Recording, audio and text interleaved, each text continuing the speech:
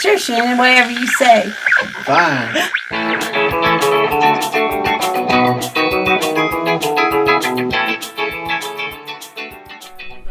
Unmute the mic. Hop on up there. Cool.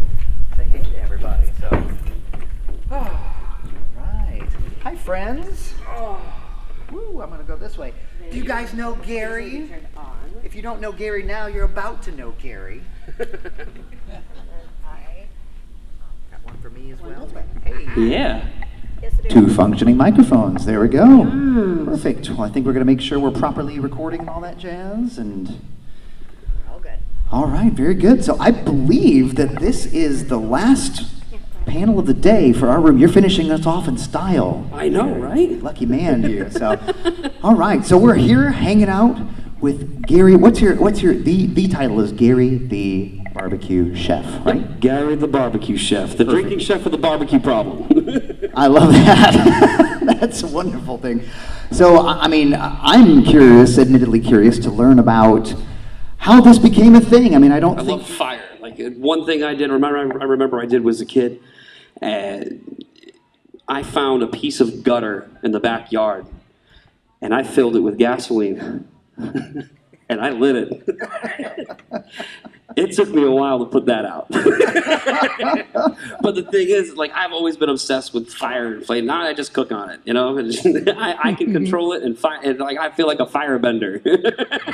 I guess the world is lucky that you went in that direction, because if you find a gutter and fill it with fire, there's maybe a very different direction things could go. Oh, yeah. Good we went in the cooking direction. That's a good thing. I like it. Well, that's awesome. So it started with you then pretty early then. So how did it progress to now, being at shows, being at Popcon? How did we get from point A to point B? How did this grow for you? December 19th of 2020. We got a very specific date. You never forget your first viral video. December 19th of 2020. I posted hot dog burn ends and went to sleep and woke up with 12,000 new friends. Hey. That's how it started, and that was overnight. That video then snowballed, and then I sat there and I overanalyzed pretty much every single thing that made that video. Like, what was the common denominator in the comments? You know what I mean? Why did everyone go nuts over this video? And that's what I did. And I just did it again and again and again, and it snowballed and snowballed and snowballed. And now we're at 3.1 million followers across social media. Funny how that works, yeah. Yeah, it's just, you know, basically you figure out what works, and then you just hammer it. So then what, I'm curious, what did you find, what was it, to use a bad food pun, what was the secret sauce that you discovered in your videos that was making people come back? That when I yell, I sound like Bill Burr, the comedian. And it's funny because I live about an hour from where he grew up, in Canton, Massachusetts. I'm in Woonsocket, Rhode Island, and I'm about an hour from where he lived, like from where he grew up. So, yeah, we have the same crazy accent and all that stuff. And when I yell and I start going nuts over, you know, you liquid chickens, I start sounding like Bill Burr. It's hysterical. Liquid chickens are eggs. I have funny names for eggs. So mayonnaise is made with eggs, oil, seasoning, whatever you want, right? Greasy liquid chicken yogurt. Okay. We love the alternate takes. Yeah, exactly. Food names, so. Yep. That's awesome. And then as the things online have grown, you started to do convention shows like this. I believe you've had some crossover with one Gordon Ramsay as well. I mean, you've had some stuff going on, right? Yep. I love doing these shows because I make friends with all the celebrities, and it's so much fun. Like, for instance, I just shared information with Ned Luke, who's Michael in GTA 5. So it's, I've come to find out he does cooking content on social media, on YouTube. And he's like, would you be able to help me with this? Like, give me some advice and stuff? I'm like, you want help? All right. What do you want me to do? You know, like, it's sometimes like that where they'll just shock the hell out of you and they just come out of left field with something that's crazy. You know what I mean? Well, I try to do the same thing too, but every once in a while. That's interesting to think about because obviously we see them on Celebrity Row and they seem like, you know, they're behind they're behind the table and they have lines and you're like, oh, this big thing. But at the end of the day, like we all eat, we all want we all have our flavor preferences and profiles, and being able to connect with them in a very unique way in an environment like this, I would think would be, like you said, very good for you. Yeah, I mean, this isn't the first con I've done, and they're so much fun to do because the other thing too is you get to see so much stuff, all the art and like things that people create that is all like. I'm a giant nerd. I'm mainly Star Wars, but I am a giant nerd. I own 3 lightsabers. All right, so, but I also own an Iron Man hot toy. I'm really big on Iron Man too. But just coming to these things and seeing all of the things that people do, like some of the stuff is so creative. You know what I mean? Like, there was a guy here making wooden Pokemon cards. I'm not into Pokemon, and that's cool. Like, that's cool, and just, getting to meet everybody, hang out with my followers, and it's a lot of fun. I love meeting new people, so I'll talk at a wall if it echoes back loud enough, you know what I mean? Like, that one's doing a pretty good job back there, I can hear myself. We're doing all right here. Yeah, because you're here at Popcon, you have a booth, a pretty nice booth. I saw a nice big space, but you're kind of in the thick of the vendor room there, so you're kind of surrounded by it all, right? Like you just take it all in. Yes, I do. Are you kidding me? It is really funny too because the woman to my left and the woman to my right, they're both vendors, and one of them's name is Carrie, and the other one's name is also Carrie. Oh. My name's Gary. We had a Gary sandwich between 2 Carries all weekend. It's like a Bob Newhart skit here. I love it. It was hysterical. And then we meet KJ, who does the social media. Yep. Her name's Carrie. Yep. So even at the bar last night, I was a Gary between 2 Carries. Perfect. Because one of the Carries came with me, and we went and crashed John Barrowman's party. We'll just change this to Airy Con, and anybody who's got a name that ends in Airy, come on down. There we go. Right? We're going to have an Airy Con.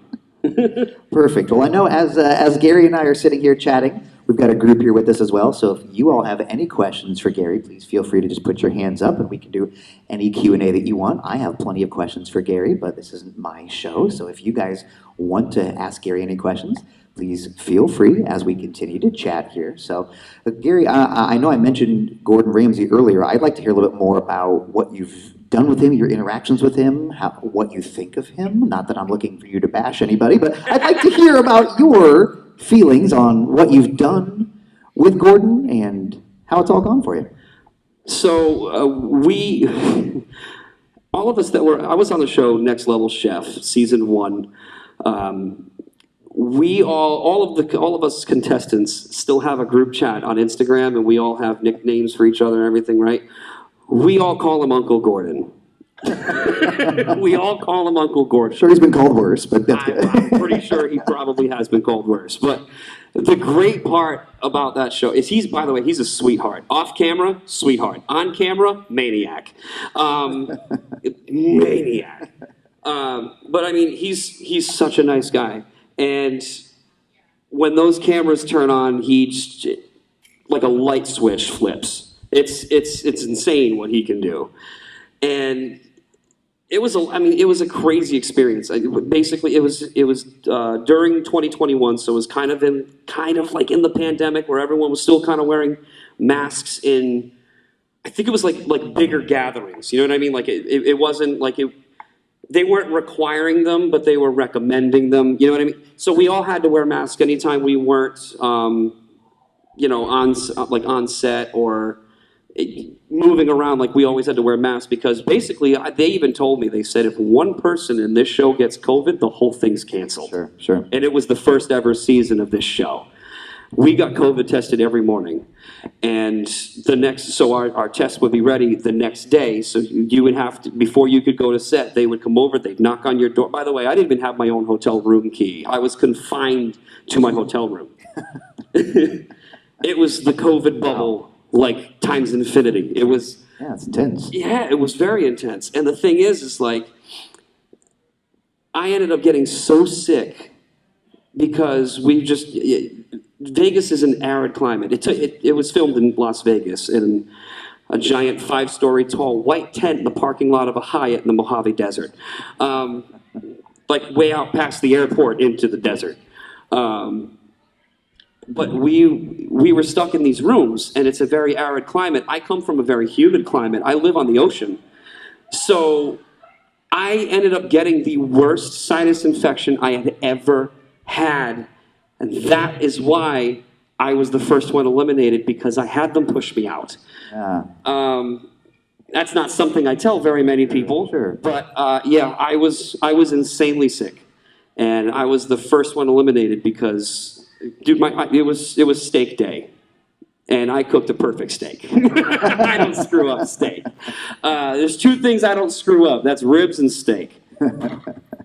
But, yeah, no, we were on set for 12 hours a day to make a 45-minute episode. It was a lot of hurry up and wait. You were sitting in the casting bullpen forever. You were what was called on ice. You couldn't talk to each other. They wanted every interaction to be real. You sat for hours in silence. And that part wasn't fun, but the rest of it was. Like seeing how all of this stuff is done. Has anyone seen Next Level Chef here? You have? You know that elevator that goes up and down? It's not real. Uh-oh, shocker. Not real. We're letting out the secrets today. The great room where everyone's standing in front of and they're all up on the podium. That door that's right there is actually not the elevator. So when we went over and we had the key card and we scanned it and the light turned green and the door opened, someone's on the other side of that wall making it turn green and then opening the door with buttons. And what would happen is we would go into the elevator and the doors would shut. A trap door to the right opens. We walk out, go around the corner to the real elevator, which was just a dressed up construction elevator. And it took us up into the kitchens, up and down. They just dressed up a construction elevator. That thing went on and like it was so loud because it was one of those like heavy duty, yeah, that's what it was. And it had to hold all of us, you know? So that was crazy. It was funny too because the basement was literally like, I was waiting for rats to run across. The middle kitchen, I got to see it before I left. I never cooked in the middle kitchen. If you were to walk into the back room of an Applebee's or a Chili's, that's what that kitchen looked like, right? Third kitchen looked like a Ferrari dealership. There were plants hanging from the hoods. That's not a real thing. That doesn't happen. Okay, there's no plants in the kitchen, all right?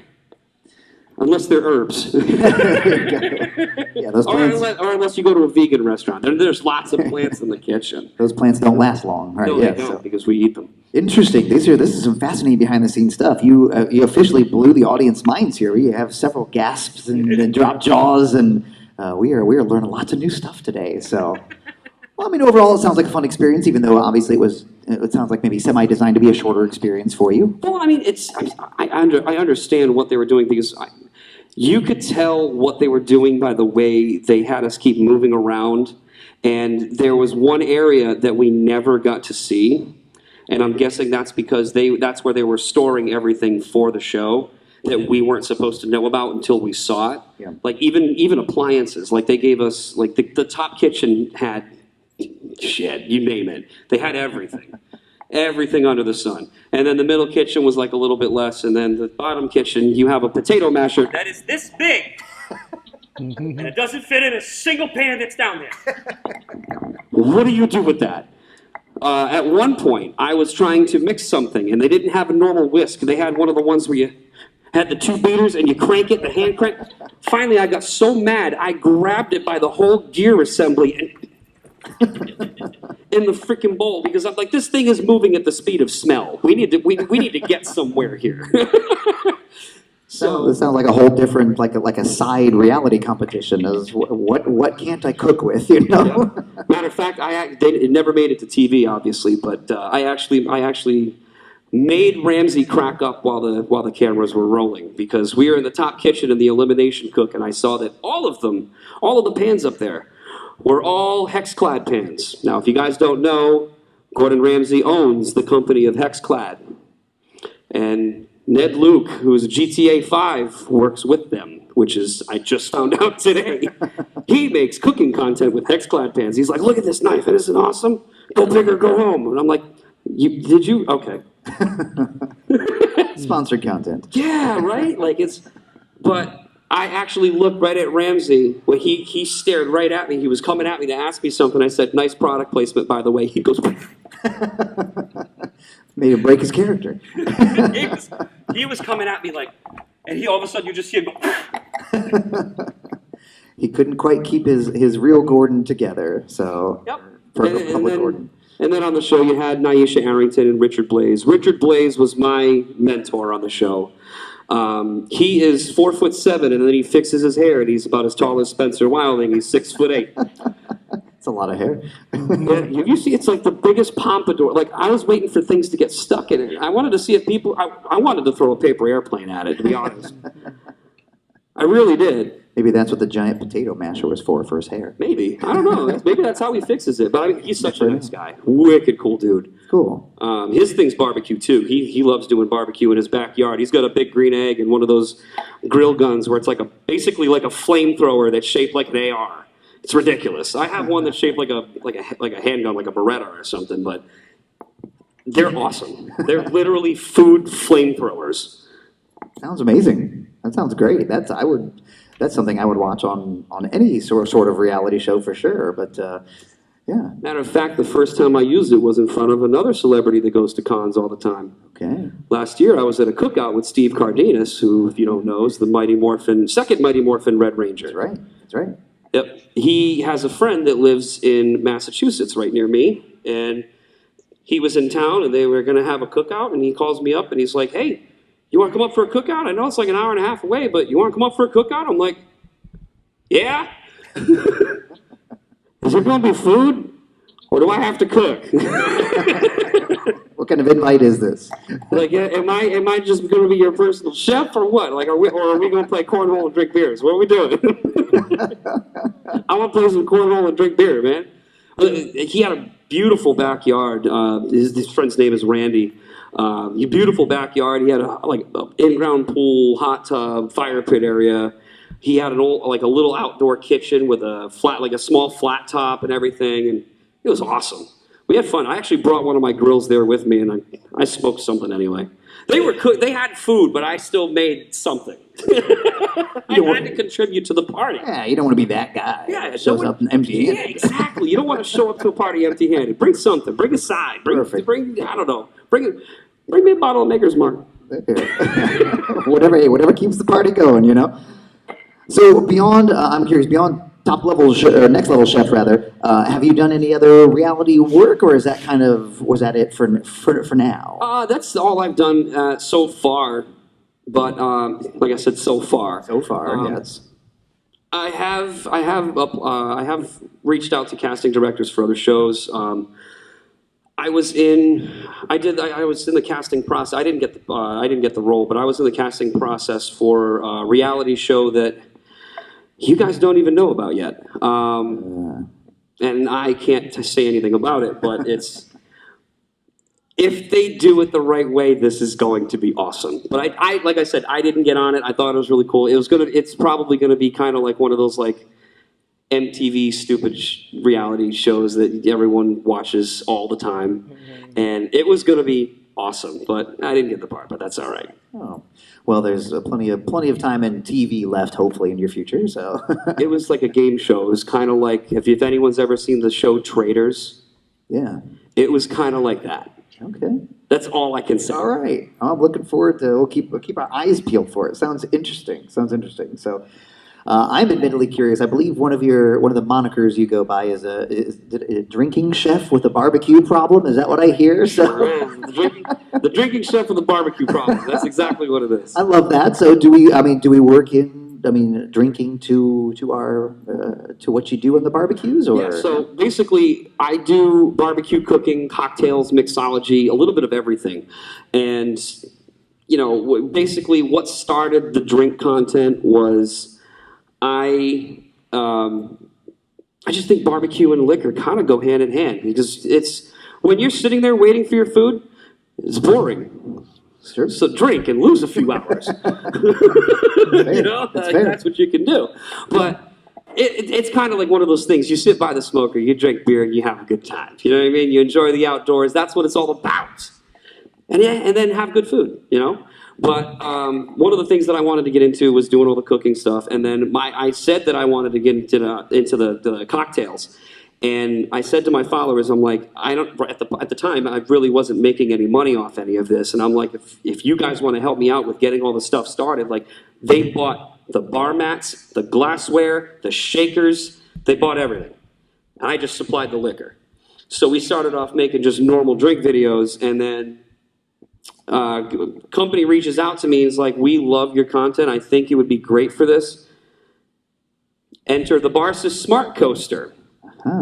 This coaster makes you pour the perfect drink every time. It's USB-C powered. It is metal on the outside, plastic on the inside, glass on top. What this is basically the most advanced scale ever made. Because what it does is it measures your drink by weight. It Bluetooths to your phone. You have an app. You go through your house and you input every single ingredient, every liquor, every mixer, even egg whites, Red Bull, Monster, everything. And what it will do is it will populate and spit out a bunch of drinks that you can make right now with everything that's in your house. Interesting. And now, because I've wanted to keep pushing this thing further and further and further and further with drink videos and cocktails, I now have a full bar in my house.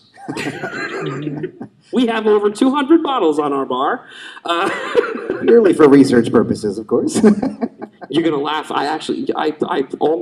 Every time I go out to eat, it's a business expense. Research. Yep.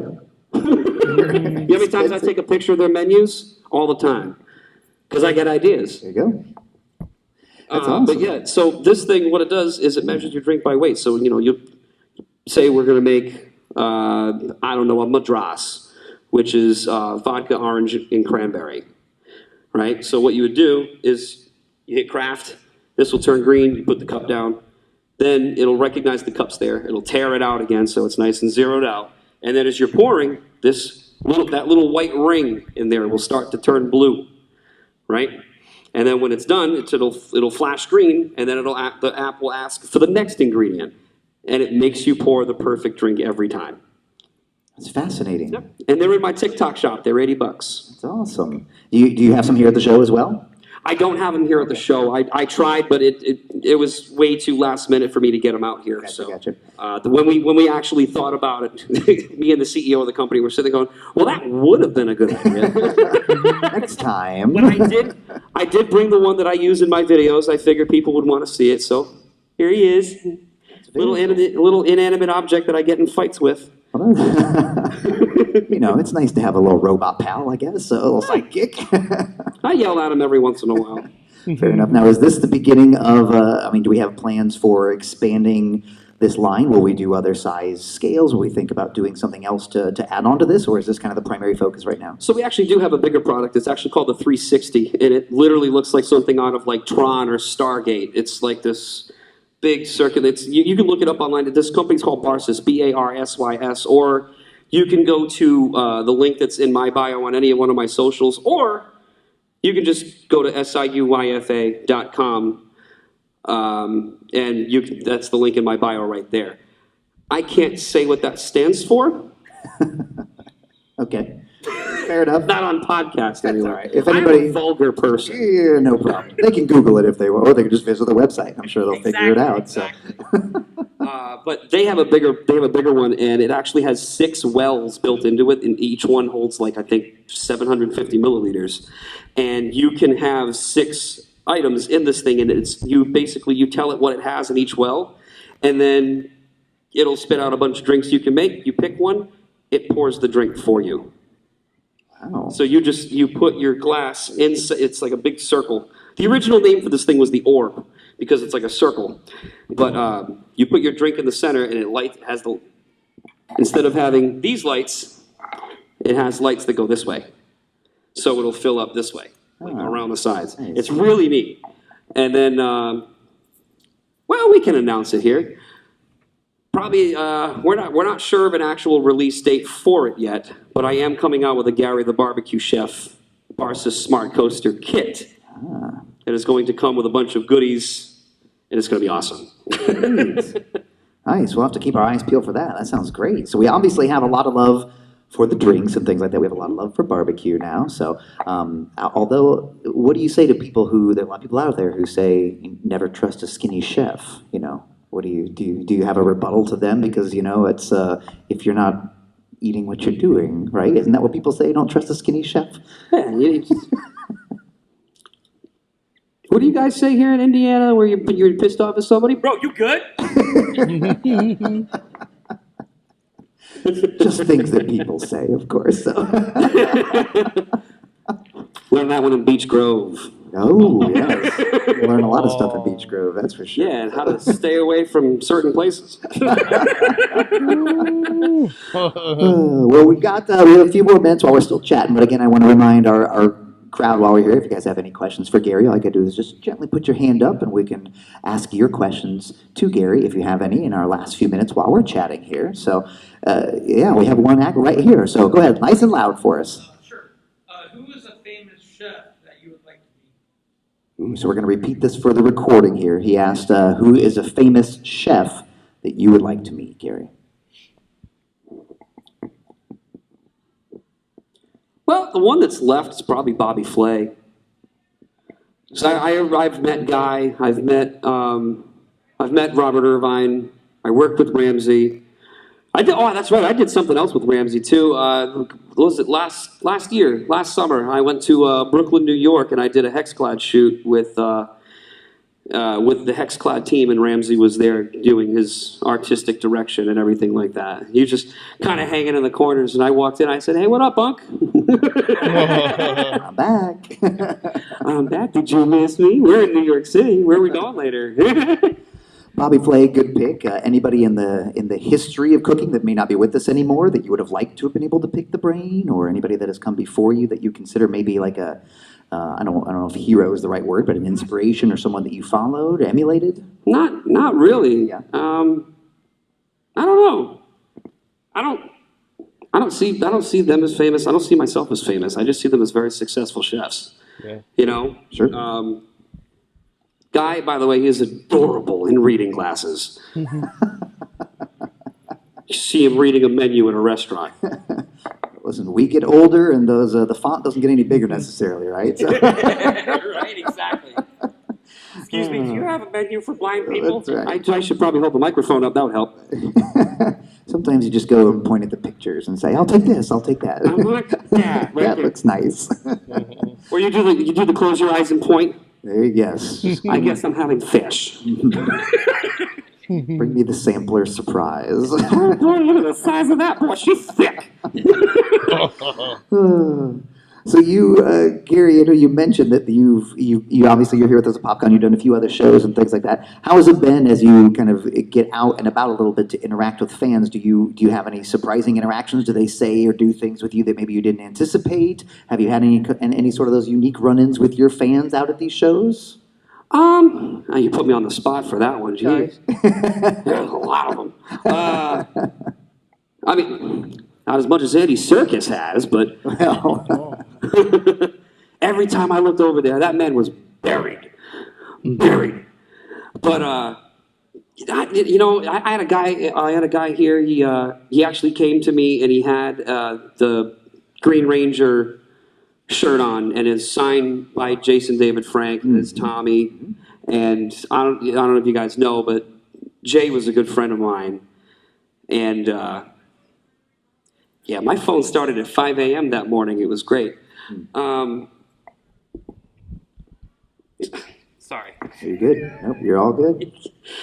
You get me on that topic, man. So sorry. But he We're came over and keeping he had it. He was wearing that, and he had it signed and everything. And we Yeah. started talking about Jay, and Yeah. he came to the house, and we used to, we actually did a cooking video together, and I actually have footage with Jay that I will never post on social media because it's mine. Sure. That is mine. Plus, I think Tammy would get mad. It was some weird stuff. He's a weirdo. That's okay, I am too. We got along There you great. go. But no, he had this shirt on, and we started talking about Jay, and then he actually pulled couple pieces of paper. I have it in my backpack, in my suitcase. Actually, it's in my suitcase. He gave me a full recipe of his Asian chicken tacos. Oh. And I sat there, and I'm reading the recipe, and I'm like, dude, this is going to be good. And he got all excited, and he's like, dude, really? And I'm like, I'm going to make a video with this. I literally watched his face melt. Wow. He's like, you're going, what?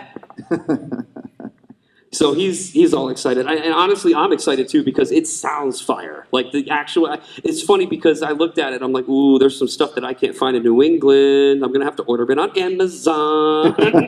One of them was gochujang paste, which you can order on Amazon. Okay. I have before because I can't get it in New England for whatever reason. I don't know why. You guys can't get Chinese sausages or New York system hot wieners, so there. You got to come to Rhode Island if you want them. That's fair. That's fair. Those New York system wieners are actually banned in the rest of the country. That's why. Look out. They're horrible for you. When you eat one, you will burp that thing up for 3 days. Ooh. We call them gaggers, and they're great. They're the best at 3 a.m. after the club. See, this is the key inside information we need in a discussion like this, for sure. So. Oh, and when you go in there, don't call them hot dogs. They'll throw you out. They're wieners. They are hot wieners. They're made out of a mixture of beef, pork, and veal. They are topped with it's a mixture of half and half yellow mustard and spicy brown mustard mixed together. That's their mustard. And then they get minced white onion, special meat sauce, celery salt. You get them like that. It's called getting them all the way. It's the only way you get them. You put ketchup on them, we'll kill you. Safety tips from Gary. You heard it here first, friends. So you don't mess with our food. we got stuff that no one else in the country has. You know how you guys have chocolate milk, like Hershey's chocolate syrup? You can make chocolate milk. We have a company that's called Autocrat, and it makes coffee milk. So we have coffee syrup. Yeah. Interesting. Yeah. It tastes like a coffee colada, but it's just milk. Fascinating regional differences that you just wouldn't see here versus there, or vice versa. That's amazing. Frozen lemonade stands that we have everywhere. We have a place that everyone has to go to. It's called Iggy's.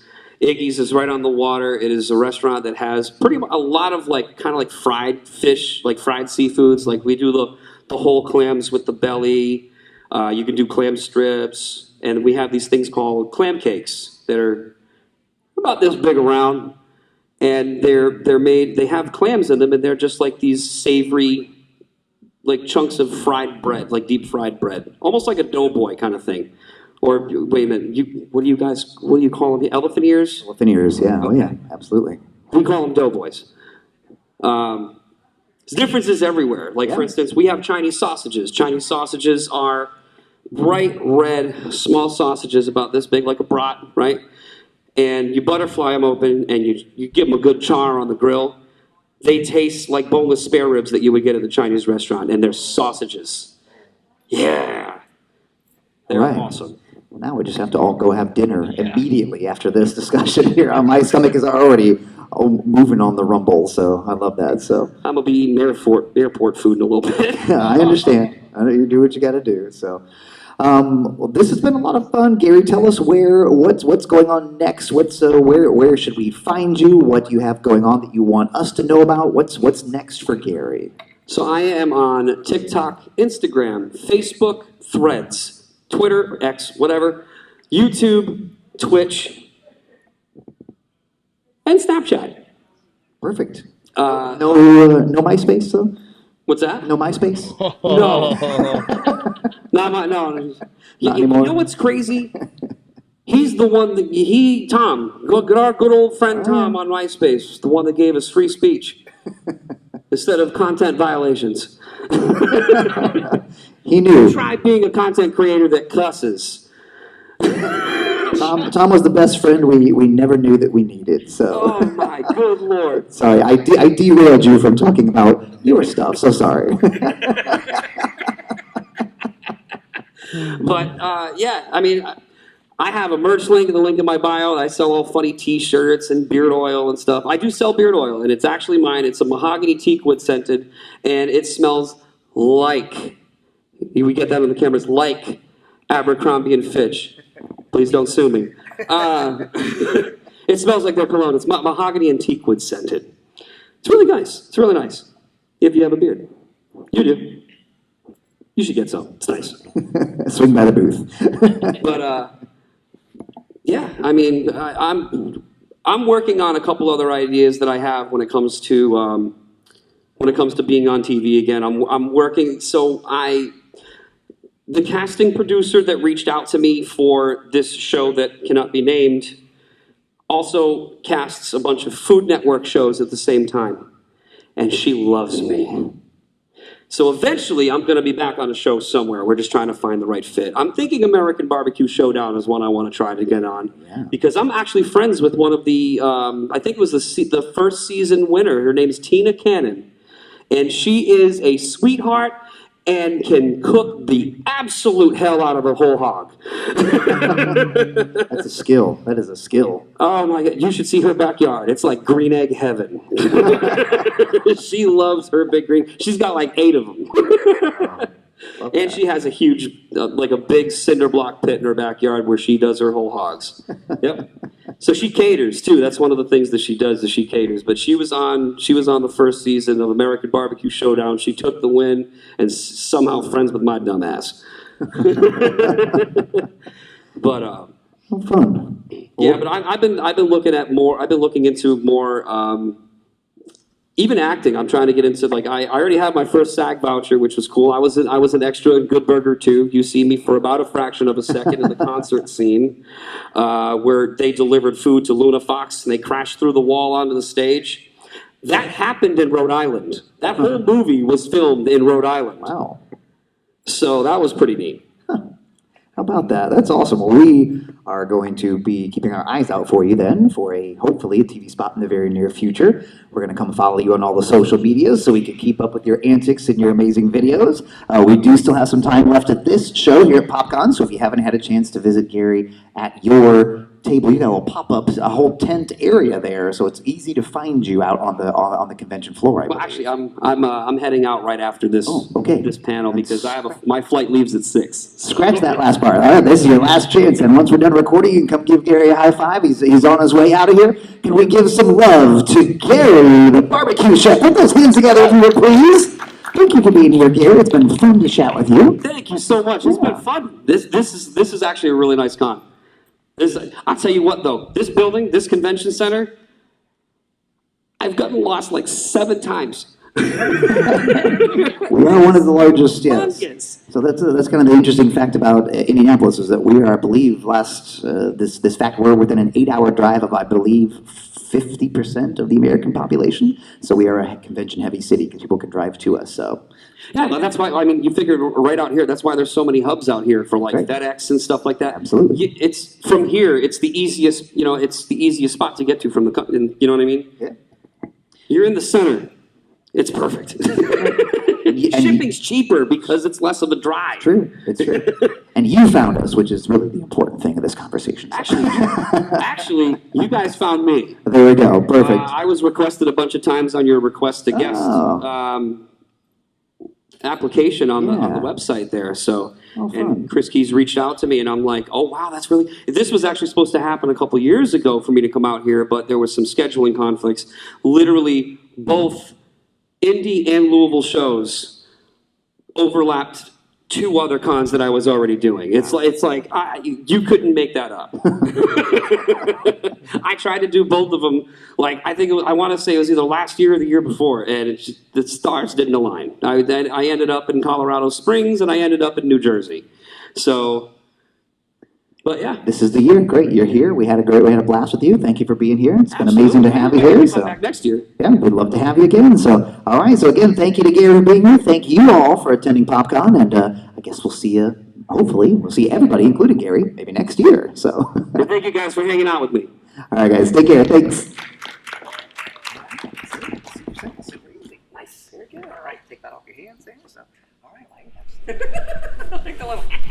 I appreciate everything. That was really good, man. Thank you very much, man. So much. Glad you enjoyed it. So do you do the YouTube and Twitch stream at the same time, or do you do separate? I can. I use I know Streamlabs. a lot of people have been starting to do that where they if you go to YouTube and then they're streaming the same time as on the. Well, everyone's using Streamlabs OBS, and if you actually do the Streamlabs Ultra, you can multi-stream. So in one shot, I can stream to Facebook, YouTube, Twitch, Kick, X. I think was there one more? Oh, and TikTok. Yeah, if you have the stream key, you can stream to TikTok. But I don't have their stream key. I have their TikTok Live Studio, which is basically like TikTok created their own version of Streamlabs, kind of. It kind of sucks, but it gets the job done.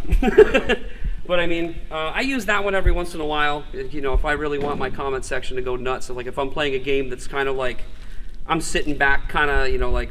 For instance, like Skull and Bones, when I'm sailing around, I could sit there and just talk to people and chat, you know?